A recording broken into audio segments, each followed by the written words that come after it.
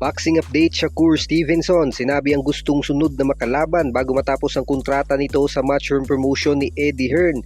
Dahil ito pong si Stevenson, mga kaibigan, ay may isa pang laban na natitira sa kanyang kontrata at nagpipilian nito ang tatlong boksingero na napipisil nitong makalaban.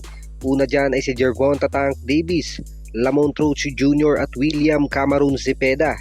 Matatandang panalo si Stevenson sa kanyang huling laban kontra kay Josh Padley sa pamamagitan ng 9th round technical knockout.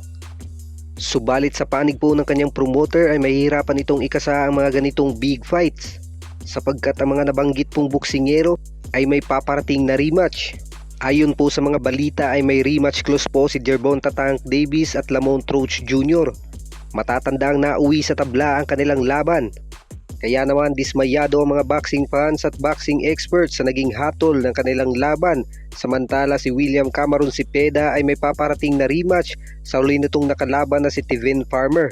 Matatandang si William Cameron Zepeda na sana ang susunod na makakalaban ni Stevenson.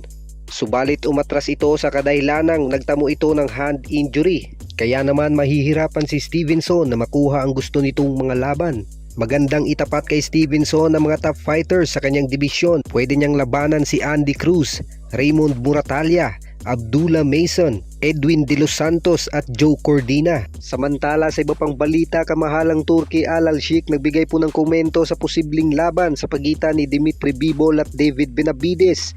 Ayon po kay kamahalang Turki Al Sheikh ay hindi niya po gusto ang pakikipagtuos ni Dimitri Bivol kay Benavides dahil ang gusto lang po ni kamahalang Turki Al Sheikh ay ang pakikipag-trilogy ni Dimitri Bivol kay Artur Beterbiev. Subalit ang presidente ng WBC na si Mauricio Sulaiman ay nagbigay na po ng utos kay Dimitri Bivol upang idepensa ang titulo nito kontra sa kanyang mandatory na si David Benavides. Kaya naman ito ang sasamatinding laban na dapat abangan sa light heavyweight division. Yan lang po munang mabilisang updates para sa legit boxing news. Huwag kakalimutang mag-like, subscribe at i-hit ang ating notification bell button para updated ka sa mga bago nating videos. Maraming salamat po.